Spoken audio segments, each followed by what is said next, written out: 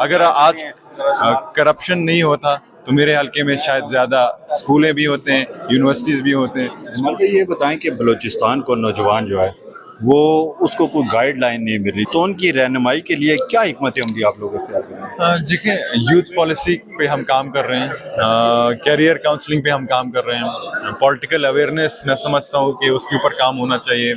ہمارے صوبے میں ورکشاپس بڑے کم ہوتے ہیں، سیمینارز پہ کام ہونا چاہیے تاکہ جو مائنڈ سیٹ بنا ہے اس کو ہم بڑا کر کے ایک پازیٹیو مائنڈ سیٹ بنائیں. کیونکہ جو چیز فار ایگزامپل میرے حلقے میں سریاب جو کہ کوئٹہ کے اندر ہی ہے، صرف 2 اسکول ہیں. 25 سال میرے عمر کا ہوتا ہے جب سے میں نے ہوش سنبھالا ہے، وہی 2 اسکول ہیں.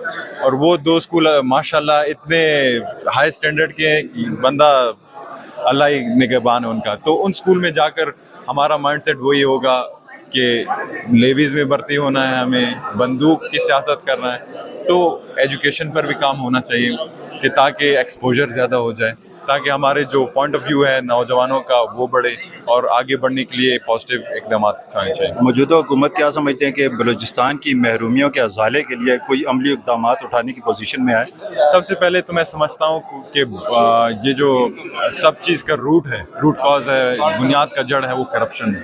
اگر آج کرپشن نہیں ہوتا تو میرے حلقے میں شاید زیادہ اسکولیں بھی ہوتے ہیں، یونیورسٹیز بھی ہوتے ہیں، اسپورٹس کمپلیکسز بھی ہوتے ہیں. لیکن کرپشن کے باعث فنڈ ہمارے پاس آتا ہے لیکن گراؤنڈ پہ کچھ دکھائی نہیں دیتا.